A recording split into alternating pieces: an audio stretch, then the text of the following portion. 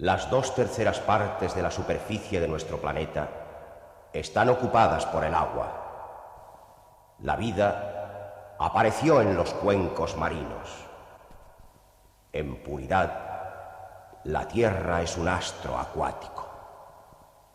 Si lejanas inteligencias nos estudiaran desde otras galaxias, nos llamarían el planeta Agua.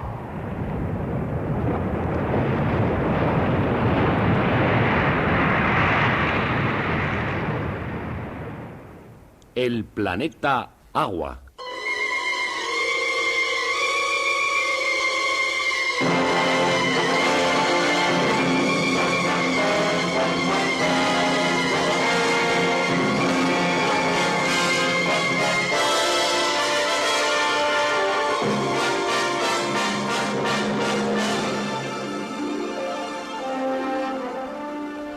Una defensa de la naturaleza sobre guión, dirección y presentación de Félix Rodríguez de la Fuente.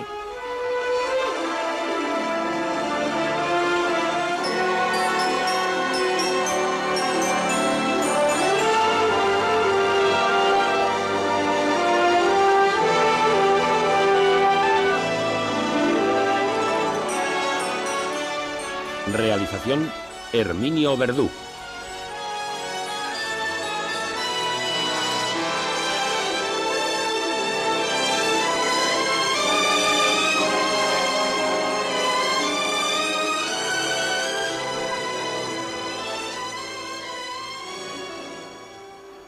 El planeta Agua,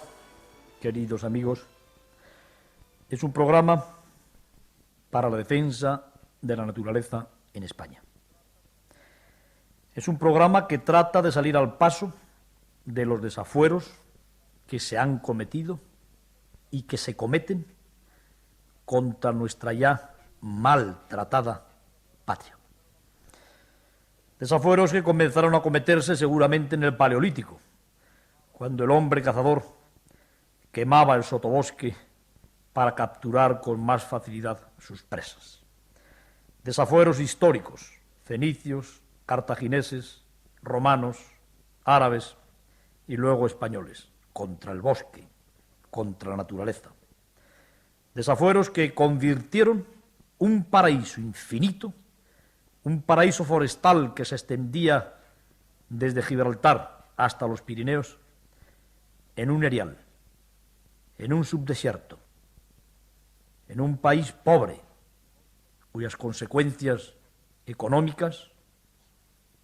y humanas estamos pagando todavía hoy. Pero no hemos escarmentado, ni mucho menos, las afrentas al medio ecológico que cometieron fenicios, romanos, cartagineses o árabes, que no eran de aquí, que se llevaban a su casa lo que robaban aquí a la naturaleza,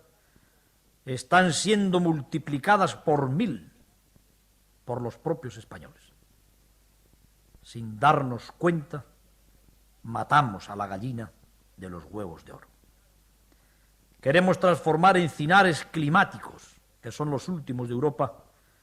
en tierras de labor. Con nuestro turismo,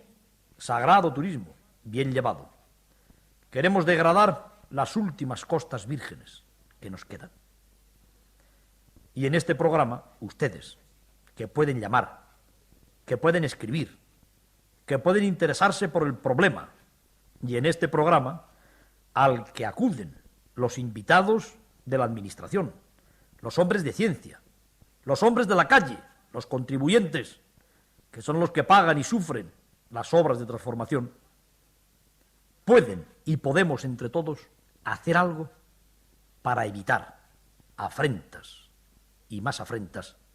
contra nuestros medios naturales. Yo creo que los seguidores del planeta Agua conocen ya la mecánica de nuestro programa. En una primera fase de emisiones presentamos los problemas. Los presentadores de los problemas son siempre destacadas personalidades dentro del campo de las ciencias naturales. El primer problema que presentamos fue el gran problema, ese problema que se contempla desde todos los ángulos, de la ciencia, de la economía, y yo diría que hasta de la política, el problema de Doñana. Lo presentó un catedrático de ecología, concretamente de la Universidad de Sevilla, que ha realizado estudios profundísimos, reconocidos internacionalmente, sobre ese maltratado ecosistema de Doñana. Invitamos a las personas que tenían algo que ver con el tema, a las personas que quisieran defender o la integridad del coto de Doñana o los proyectos que les parecen mal a los ecólogos y los proteccionistas, pero que quizá a los promotores no solamente les parecen bien, sino que les parecen inocuos para la salud del coto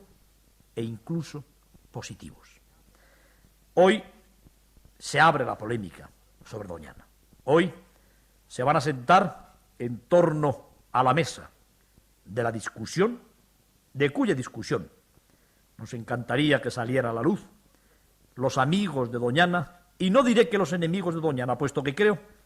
que Doñana no puede tener enemigos. Aquellos que creen que sus proyectos son plausibles, que se pueden defender, que son positivos para el desarrollo de sus regiones o para el desarrollo de España. Conviene, por lo tanto, que el radioescucha que nos va a seguir un día más, que el español que quiere saber lo que pasa con algo importantísimo, que es lo que van a recibir sus hijos y sus nietos de ese legado tan maltratado que recibimos nosotros de nuestros mayores, pueda opinar. Para que pueda opinar, para que pueda también él interesarse por su problema, convendría una ligera exposición respecto al tantas veces descrito y conocido coto de Doñana. Voy a ser yo, si me lo permiten, quien les voy a hablar un poco del coto de Doñana, del parque de Doñana. Hoy día ya, aunque más o menos oficial y aunque más o menos real, es parque nacional. ¿En qué consiste aquello? ¿Por qué la carretera, de la que hoy se va a tratar aquí? ¿Por qué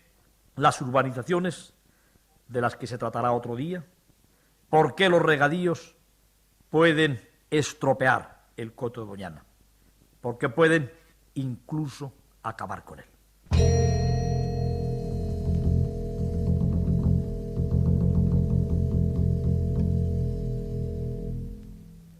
Doñana es un ecosistema complejo, porque al menos se dan en él tres parcelas de la ecología distintas, pero sin embargo profundamente imbricadas. Por un lado, si partiéramos desde el mar hacia el interior, nos encontraríamos con que a partir de la playa, de 30 kilómetros, los 30 últimos kilómetros de Europa mediterránea, de playa virgen, aparecen las dunas, dunas vivas, dunas que, como todo el mundo sabe, no son ni más ni menos que partículas de arena traídas por el mar, fabricadas por el mar y empujadas por los vientos dominantes. Estas dunas vivientes, que aparecen allí como fantásticas cadenas móviles y vivas, son ni más ni menos que las que han ido formando a lo largo de los milenios, quizá de los millones de años, toda la barra que separa a la marisma del mar y gran parte de la tierra firme que se interpone entre el mar y la marisma. Las dunas tienen una importancia ecológica enorme. Las dunas van cubriendo los pinos que se alzan sobre lo que podríamos llamar el estrato permanente, ora les cubren, ora les ponen a descubierto. Forman una especie de oquedades bien defendidas de los vientos, ricas en vida, que se llaman los corrales. Después de las dunas viene una gran llanura cubierta de matorral, cubierta de maquia, que se dice también en ecología, cubierta de jaguarzos, de brezos, un monte apretado en el que viven los linces, en el que viven los venados, en el que viven los jabalíes, en el que vive toda esa fauna de mamíferos tan importante de Doñana. En algunas partes esa llanura de bosque bajo, de matorral, está decorada y está sobre todo favorecida por alcornoques. Alcornoques en una situación de parque, es decir, no constituyen un bosque apretado, constituyen una arboleda dulce, suave, muchas veces en el borde mismo de la marisma. Esos alcornoques, metiendo profundamente sus raíces en las capas freáticas de agua, albergan a las grandes colonias de pájaros, garzas, garcillas, espátulas, aves de presa, etc. Después se extiende la marisma infinita, la marisma que en las épocas de sequía parece un yermo, un herbazal, y que en las épocas húmedas es una infinita y llana laguna donde hay miles y miles de aves acuáticas. Estas tres parcelas,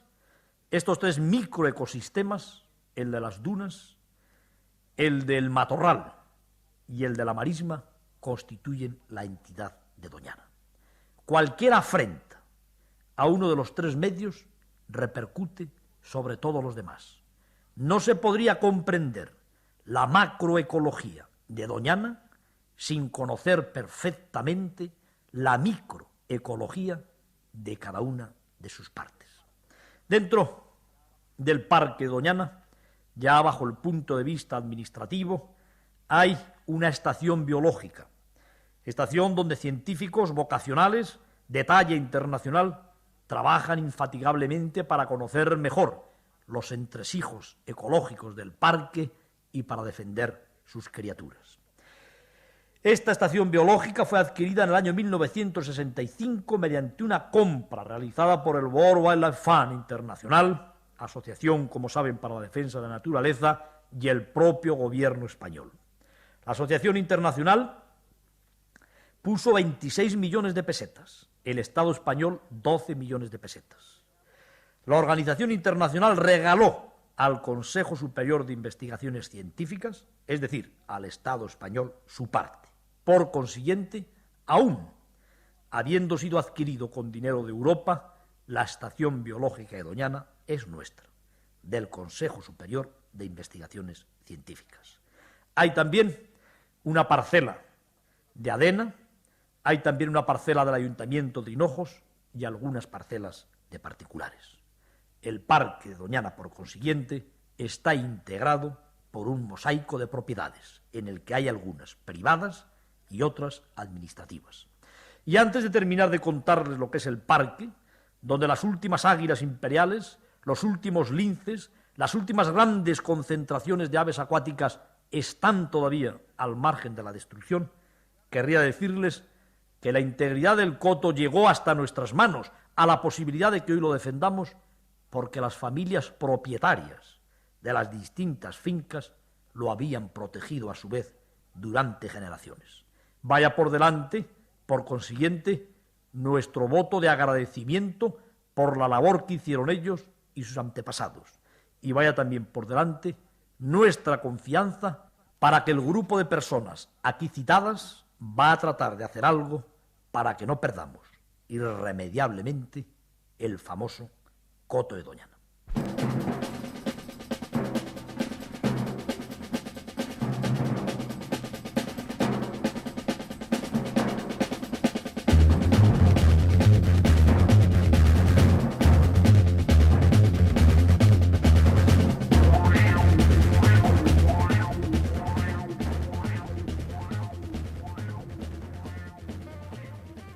Y respondiendo a la invitación de ustedes, que son los que siguen y los que de alguna manera hacen el programa, los que nos escuchan ahora, los que tanto se interesan por la conservación de la naturaleza y los que indudablemente también pueden comprender que el desarrollo tenga sus puntos de vista y en ocasiones su necesidad, han acudido a la invitación con una gran gentileza una serie de personalidades que nos van a exponer sus puntos de vista con toda objetividad en función de este primer problema que se nos plantea en el coto de Doñana, que tiene varios problemas. El problema de la carretera. Entre las personalidades sentadas en torno a una mesa rectangular, que no redonda, pero que espero que sea redonda en cuanto a la coordinación, en cuanto a la espontaneidad y en cuanto al interés que cada uno va a poner en defender sus criterios. Se encuentran don Antonio López Lillo, subdirector general de Protección de la Naturaleza del ICONA, don Modesto Vigueras, subdirector general de Planificación de Carreteras del Ministerio de Obras Públicas, don Fernando González Bernaldez, catedrático de Ecología de la Facultad de Ciencias de la Universidad de Sevilla, don Federico del Valle Ferraz, miembro del Consejo Económico Social Sindical Comarcal de Sanlúcar de Barrameda, don Ricardo de la Cierva, historiador, periodista, catedrático de Historia y doctor en Ciencias, don José Luis Miranda, ingeniero de caminos, naturalista, socio de ADENA, don Antonio Mas Florido, miembro del Consejo Económico Social Sindical Comarcal de Sanlúcar de Barrameda, don Manuel Otero Espejo, miembro del Consejo Económico Social Sindical Comarcal de Sanlúcar de Barrameda, don Jaime Lobo, concejal del Ayuntamiento de Huelva, que viene en representación de su alcalde, don José López de Sebastián, ingeniero agrónomo y economista. Creo que no me he dejado a nadie de los que estamos aquí sentados, y son estas las personas, queridos seguidores del programa Planeta Agua, que nos van a informar respecto a este tema que nos preocupa tanto, que es la conservación del coto de Doñana. Creo que el subdirector general de la Protección de la Naturaleza del Instituto Nacional para la Conservación de la Naturaleza tiene la palabra para exponernos su punto de vista. Primeramente quiero agradecer a este programa que se dedique sus desvelos a un tema tan importante para nosotros como es la conservación de la naturaleza. Y centrándome ya al tema de la carretera costera de Cádiz-Huelva, yo puedo decir desde el punto de vista del ICONA, y como administrador del Parque Nacional de Doñana, todas aquellas actividades o acciones que puedan incidir de una manera directa o indirectamente sobre el parque siempre nos han preocupado. La carretera costera, que en algún caso se ha hablado de que podía incidir, nos ha hecho estudiar el tema para dar nuestra opinión en cuanto a si la consideramos conveniente o no conveniente. Creemos que es una carretera que, trazándola con unos condicionamientos técnicos que yo creo hoy en día se podrían hacer, respetando un biotopo tan importante como son las dunas, que no hace, bueno, aquí hay expertos en el tema que después lo aclararán, que creo que es de gran importancia en el país este tipo de dunas, se podría construir siempre y cuando podríamos llevar una carretera ecológica, o sea, una carretera que tuviera unos detalles constructivos que dieran lugar a que se conservara ese aspecto ecológico tan importante en la zona. Creo que esa es la opinión nuestra, es decir, no estamos ni en contra ni a favor, es decir, si se construye, que se construya en esas condiciones y que solo sea el problema la carretera, no lo que pueda suceder detrás, que es lo que quizá más nos preocupa. Amigos nuestros, carretera ecológica. Este es el punto de vista del ICONA. Carretera, por lo tanto, que sirva para el tráfico, pero no para la penetración urbana en el área sagrada de Doñana. Como de carreteras se trata, nadie como don Modesto Vigueras, subdirector general de Planificación de Carreteras, para que nos hable del proyecto de la carretera. En relación con la carretera, el Ministerio de Obras Públicas quiere aclarar de que se trata de un ministerio al servicio de la nación, en el sentido de que construye lo que se considera interesante para su desarrollo. El Ministerio de Obras Públicas ha hecho este proyecto porque ya desde el año 40 estaba la decisión de unir las carreteras, las ciudades de Cádiz y Huelva por una vía directa. Estudiados estos diferentes tramos, se llegó hasta Torre de la Higuera y quedaba el tramo de Torre de la Higuera hasta la parte del río. Entonces se hizo una carretera a lo largo de la costa, que era el punto más recto que había y de menos dificultades. Quiero advertir que en el año 72 se reunió el Patronato del Coto de Doñana y se presentaron tres soluciones. Una por el viejo camino de Almonte, que se desechó porque precisamente cruzaría por el centro del coto. Otro por el interior, bordeando el coto. Esta carretera técnicamente es prácticamente imposible, va por zona de marjales, por zonas de marismas, zonas de fangales, sería costoso, el río habría que atravesarlo, quizás algunos caños más importantes, y en resumen sería prácticamente muy difícil, aparte que alargaría enormemente la distancia, para lo cual no sería interesante ya, mucho más habiendo autopista Sevilla-Huelva, Sevilla-Cádiz, porque frente a los 100 kilómetros o menos que habría entre Huelva y Cádiz directo, 200 por la autopista, por lo menos, digamos, Huelva, Sevilla, Puerto de Santa María, que puede ser el centro de la parte de Cádiz, se alargaría a 150, por zonas además que ya tienen sus carreteras de irida para el desarrollo agrícola y que no se representaría ningún interés bajo el punto de vista de promoción. Entonces, el mismo Coto, en la reunión del patronato del Coto Doñana del año 72, se aceptó por todo el patronato que podía ir la carretera por la costa. Entonces, Obras Públicas, teniendo en cuenta que al margen de sus atribuciones, por parte de Vivienda se había autorizado la urbanización en Matalascañas, digo, en Torreliguera, que por parte de Información y Turismo se había informado así, que no había puesto ninguna oposición, ni el mismo Icona, hizo carretera. El ministro de Obras Públicas, enormemente deseoso de que todas las atribuciones y de que la defensa del costo se mantuviera, ordenó que saliera información pública y de una manera especialísima quería conocer el informe de Icona, de Irida, de Vivienda, de Turismo, de los ministerios interesados. Hubo una oposición entonces prácticamente grande por parte de los diferentes organismos de que podía incidir en el coto. Oposición que realmente a los que directamente habíamos intervenido en carretera nos sorprendió, porque hasta del anterior responsable del coto, doctor Valverde, nos había dicho que se podía trazar por allí. Ahora bien, ante esta oposición, y realmente desconociendo al punto de vista ecológico, las consecuencias sobre la ecología de la zona, el Consejo de Obras Públicas, y es lo único que quiero, sin entenderme más, en una resolución al presentar las consecuencias de la información pública, en esta información pública las diputaciones, los ayuntamientos y la mayoría de los particulares se habían decidido a favor de la carretera. Entonces el Consejo de Obras Públicas ordenó no aprobar el proyecto en tanto que se ordenara la realización de un estudio general de la zona Cádiz-Sevilla-Huelva, que lo tenía en marcha urbanismo, y al mismo tiempo suspender la tramitación del expediente hasta tanto que este plan referido demuestre la factibilidad de construcción de la presente obra bajo el punto de vista técnico, ecológico, social, político y económico. Es decir, en este momento el Ministerio de Obras Públicas tiene suspendido esa carretera y su postura es clara. Irá por donde le digan que se puede pasar y después dirá si se puede pasar o no se puede pasar. Es decir, Obras Públicas no tiene ningún interés bajo el punto de vista del Ministerio de construir la carretera, puesto que hemos dicho que es un servidor de la nación. Lo que le pueden decir es zonas por donde no se puede pasar. Y luego, al contrario, cuando nos digas por qué zonas podemos pasar, diremos por esa zona se puede pasar o no se puede pasar técnicamente. Muchas gracias, señor subdirector. Creo que ha quedado muy claro para los seguidores de nuestro programa el punto de vista, la posición del Ministerio de Obras Públicas. Espera que los expertos digan por dónde puede hacerse la carretera para que lesione lo menos posible la entidad ecológica. Y luego el Ministerio dirá si realmente resulta realizable, ya bajo el punto de vista técnico, el trazado que se ha sugerido a este Ministerio, digamos que por los expertos de la nación.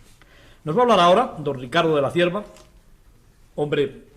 leído y conocido por todos los españoles, que también tiene algo que decirnos respecto al Coto de Doñana y la carretera. Realmente creo que mi presencia aquí sería absolutamente injustificada en medio de un grupo de servidores de la Administración al más alto nivel, junto a un grupo de técnicos eminentes en la materia y al lado de unas dignas autoridades y representaciones de los intereses de Huelva y de Cádiz. Si no fuera porque, dada mi condición de periodista, que es mi actual profesión preferida, junto con la de universitario,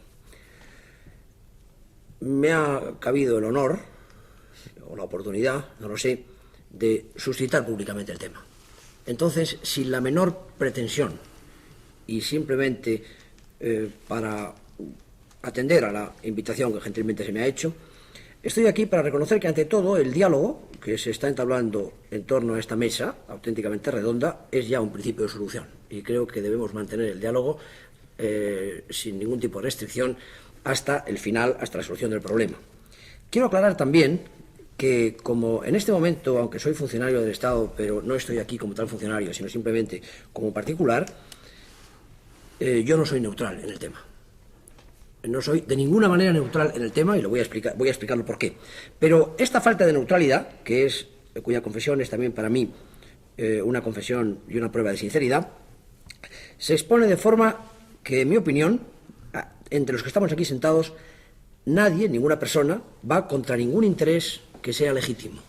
y muchísimo menos contra unos intereses tan importantes como los del desarrollo de dos provincias tan entrañables para toda España como son las de Huelva y de Cádiz. Pero sí es posible que sea muy conveniente, sin ir contra ningún interés legítimo, la posibilidad de desenmascarar la existencia de algún interés menos legítimo si éste existiera. Quiero decir también que, en mi condición de historiador, creo que es fundamental que desde el principio quienes estén a favor de la carretera, y yo estoy decidida absolutamente en contra, no de la carretera Huelva-Cádiz, ni muchísimo menos, sino de que esa carretera Huelva-Cádiz pase por la costa de Doñana. Pero quiero decir que incluso quien esté a favor de esa carretera, y yo respeto que alguien pueda estar a favor y que alguien pueda o crea estar a favor de esa carretera por intereses legítimos, eso desde luego, incluso esas personas creo que deberían también respetar la posibilidad de que alguien pusiera una valoración cualitativa de orden cultural e histórico, en virtud de una responsabilidad que no es solamente provincial ni regional, ni siquiera nacional, sino que es también una especie de legado supranacional en estos momentos, bien, pues que se comprendiera la posibilidad de que alguien valorara mucho más estos aspectos cualitativos, culturales, históricos y generacionales por encima de cualquier consideración cuantitativa, aun cuando estoy convencido de que desde esta consideración cuantitativa se puede llegar también a la conclusión de que la carretera por la costa es inviable. Pero por encima de todo, yo me quiero ceñir a algo que responde más a una intuición que a un raciocinio, aunque también, naturalmente, a un raciocinio, porque en mi opinión sobre Doñana, que la presento como puramente particular, se ha generado ahí mismo, ante lo que he podido ver y ante lo que he podido comprobar con mis propios ojos. Es una responsabilidad generacional que tiene hoy una región, una nación y hasta un continente ante esos 30 kilómetros de costa virgen que nos quedan en España y en Europa, ante un sistema ecológico único en el mundo que está en trance de desaparecer y cuya responsabilidad yo no quisiera asumir de ninguna manera como miembro de mi generación. Entonces, debo decir que las intervenciones, dentro ya un poco no de la polémica, sino del diálogo, que no por ser apasionado es menos respetuoso con todas las personas que están aquí, sobre todo con quienes ostentan una autoridad, yo debo decir que me ha parecido certera la declaración de neutralidad por parte del Ministerio de Obras Públicas. Y me parece que esa es la postura de una autoridad estatal en este momento. Y que he comprendido menos, acentuando especialmente mi respeto por el Ministerio de Agricultura, que se declare neutral, es decir, no en contra ni a favor, una subdirección general de protección dentro de un instituto de conservación. En principio, yo pienso que esa subdirección general, y lo digo con especial respeto y afecto por la persona que está a mi izquierda, debería ser aquí el principal defensor de la postura de quienes abominan, por decirlo así, por las razones que he dicho antes, de la carretera. En concreto, y dejo esto a los técnicos que tengo a mi derecha, creo que el concepto de carretera ecológica, en medio de una maraña de intereses que me parece que no están claros, pero que haremos porque lo estén, es, en principio, contradictorio. Y nada más por el momento. No sé si el señor López Lillo quiere contestar. Evidentemente debe de aclarar su punto de vista ante las conclusiones de don Ricardo de la Cierva. Sí, quiero aclarar un poco mi exposición anterior porque quizá no me he expresado muy claramente. Yo no quiero decir que el Instituto de Conservación de la Naturaleza esté a favor de la carretera o en contra de la carretera, porque efectivamente la conservación de la naturaleza es lo principal de este instituto, pero también tenemos que compaginarla y equilibrarla con el desarrollo. Yo he dicho que si esa carretera, por los intereses quizá más superiores, hubiera que hacerla, yo he dicho que podría hacerse de una forma con un condicionamiento que respetara la ecología del lugar. Y eso que a mí lo que me preocupa, que quizá es lo que ha aludido el señor La Cierva, es los intereses que pudiera haber detrás de la carretera. Eso ya lo he dicho, vamos, lo he insinuado, que quizá ya hablando más claramente, lo que le preocupa al Instituto Nacional para la Conservación de la Naturaleza y, por supuesto, al Ministerio de Agricultura, que, como digo, quiere compaginar y equilibrar desarrollo y conservación, es que después de la carretera nos aparezcan esas moles de hormigón que estamos acostumbrados a ver por el resto de la costa, que hace que España esté rodeada de un muro de cemento que no nos haga ver el mar. Eso sí que es lo que nos preocupa. Ahora, si hubiera esas garantías de que eso no va a ocurrir, la carretera no va a perturbar a la ecología del lugar, creemos. Y por otra parte, otra cosa que yo me atrevería más ya a hablar aquí, es decir, que esos terrenos que van desde el parque al mar, por donde podía circular, extenderse la carretera, si fueran terrenos que fueran del propio parque, entonces ya sí que no tendríamos ningún problema. Incluso me atrevo a decir más, incluso sería una ayuda para el propio parque. Es decir, el parque, como también hemos dicho, es un parque nacional, es un parque para todos los españoles. Quizá el parque no tiene unos accesos adecuados para llegar a él. Esa puede ser una vía de penetración al parque por el cual se pudiera entrar, siguiendo después unos itinerarios que ya los científicos y los expertos indicarían cuáles serían esos itinerarios para no perturbar el estatus del parque. O sea, que creo que no es que el ICONA diga que se haga la carretera, es decir, que si hay que hacer la carretera, creemos que con unos condicionamientos muy estrictos se podría realizar sin perturbar al parque. Efectivamente, si no se hiciera la carretera es posible que no vinieran el peligro ese que creemos que podía venir, que en el fondo es lo que hemos hablado los dos. Creo que Muy bien, don Antonio López Lillo. Yo me permitiría ahora, aunque lo voy a hacer muy pocas veces, intervenir para centrar el tema. Parece ser que hay en la carretera, o en función de la carretera, dos hechos. Uno, que la carretera sirva de penetración humana, de penetración antropógena, que dé lugar a urbanizaciones, a estaciones de servicio, a instalaciones más o menos en función de la carretera. Y otro, que la carretera en sí, como tal carretera, al margen de lo que pueda ocasionar al ecosistema, sea o no permisible para los científicos y los proteccionistas. Y creo yo que ahora debe ser el catedrático de Ecología, señor González de Narváez, quien nos diga, ¿la carretera únicamente lesiona como tal carretera o porque puede ser una vía de penetración para el hombre en un área vedada hasta la fecha? Bien. Antes de nada, yo quisiera decir que la penetración del hombre en la zona de Doñana no solo es tolerable, sino incluso deseable. Creo que la zona que tenemos la suerte de poseer en España con el nombre de Doñana, lo que necesita precisamente es una utilización social inmediata y que puede constituir un tipo de recurso turístico y cultural sin común medida con los desarrollos tan desafortunados que hemos estado padeciendo en el litoral español hasta estos momentos. Por lo tanto, mi punto no se va a centrar en que la penetración humana es o no dañosa para Doñana, sino que es absolutamente deseable y que considero que si no tiene el parque una función cultural, no tiene, a mis ojos, ninguna otra razón de ser.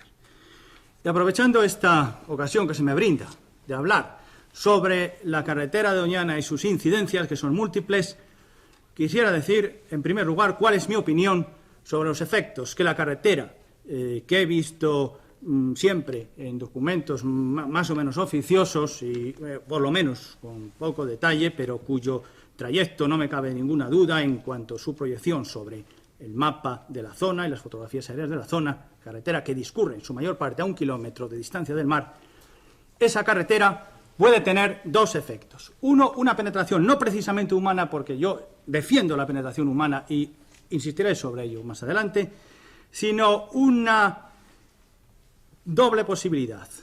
La de que vaya acompañada de unas urbanizaciones tan desafortunadas como las que ha padecido el litoral español en estos momentos, convirtiéndolo en la vergüenza de Europa,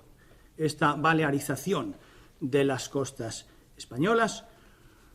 o que sea simplemente una carretera en la cual se prohíban urbanizaciones por unos procedimientos que ahora no están en nuestras manos, porque insisto que para esa prohibición, estoy de acuerdo con lo que nos ha sido expuesto anteriormente, es necesario que el Estado tenga el control, el dominio del suelo y de los márgenes por donde discurre tal carretera. Aún así, en esas circunstancias, una carretera que discurre a 1 kilómetro del litoral atraviesa la zona de dunas, concretamente las zonas de dunas vivas y de corrales, que constituyen un ejemplo sin otro paralelo en Europa, que son algo sin lo cual no se entiende el resto del parque del área de Doñana, esa zona virgen que tenemos la suerte de poseer, y mutilaría gravísimamente el parque por el mero hecho de transcurrir por medio de esas dunas, deshaciéndolas con su propio paso físico y las operaciones laterales que habría que hacer para que la carretera no fuese enterrada por esas dunas vivas de 30 metros. Sobre este paso de la duna de la carretera por la duna tengo toda clase de documentación que tenemos a disposición de los presentes, de cualquiera que la quiera pedir, en la cual se ve perfectamente fotografía por fotografía las estacas que delimitan la carretera junto con las dunas que podríamos analizar muy detalladamente y se ve muy claramente, sin lugar a duda, que precisamente transcurre por allí. Mi segundo punto que quiero hacer es que he tenido ocasión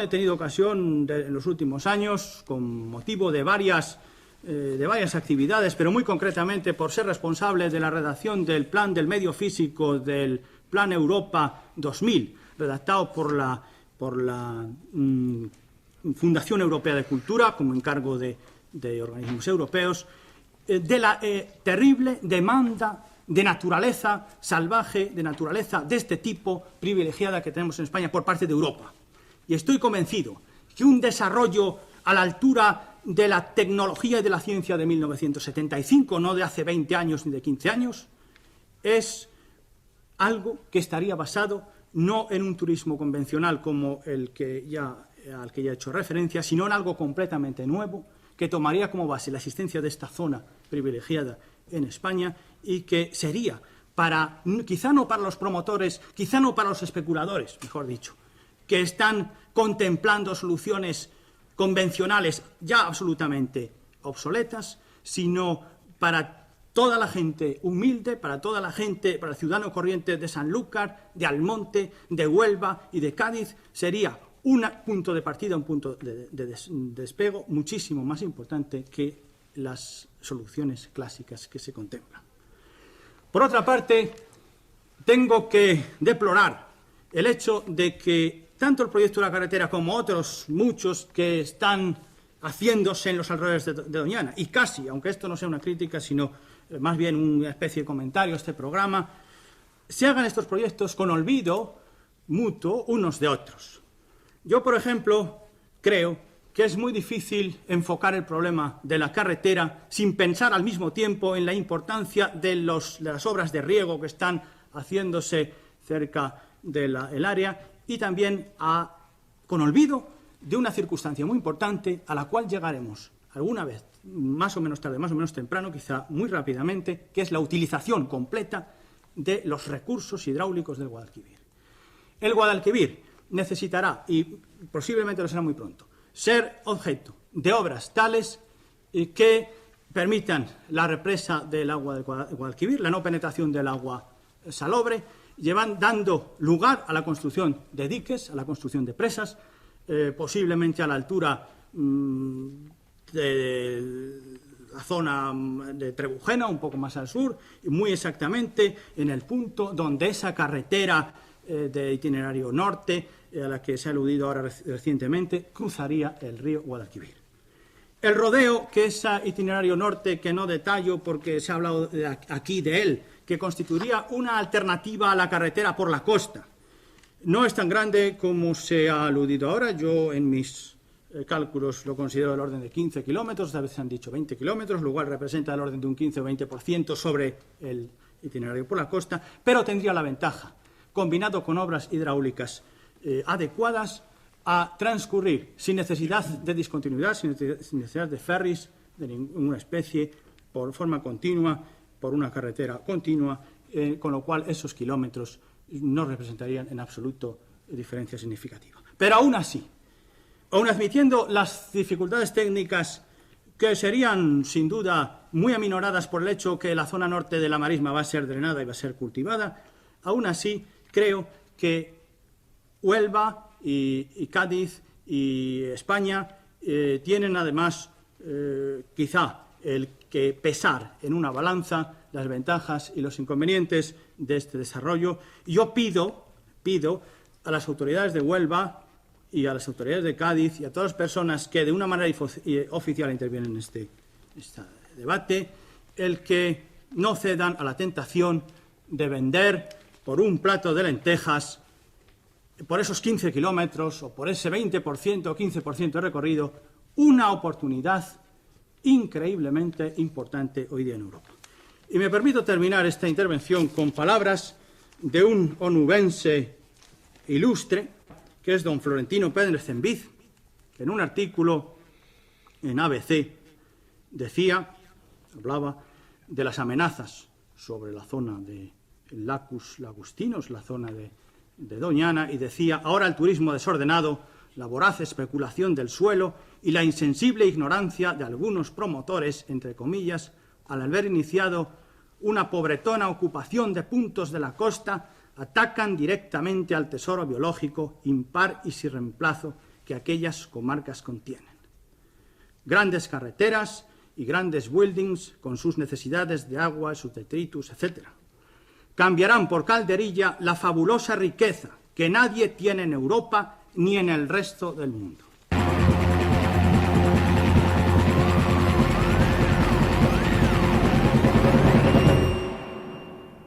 Con las palabras del llorado don Florentino Pérez Enviz, vamos a cerrar el primer round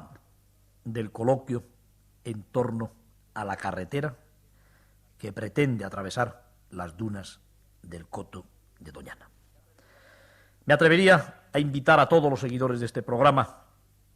a que no falten el próximo día. Estoy convencido de que la polémica va a alcanzar unos niveles verdaderamente interesantes y que acaso de la polémica saldrá la luz. Y si sale la luz es de ustedes, amigos, y sobre todo de sus hijos y de sus nietos, que un día podrán visitar un parque de Doñana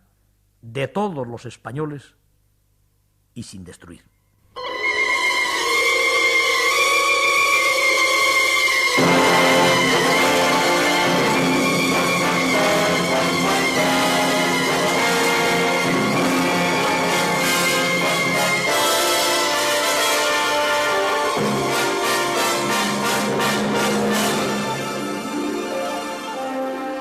La próxima semana, Félix Rodríguez de la Fuente nos sumergirá de nuevo en el planeta Agua.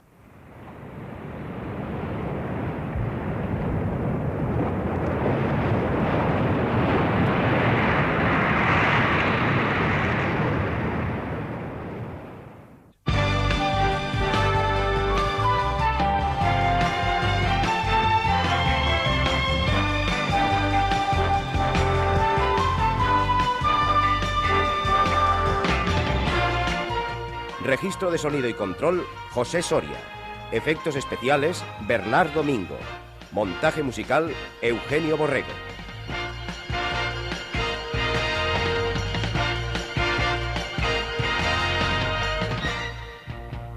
Secretario científico, Francisco Ortiz de la Torre.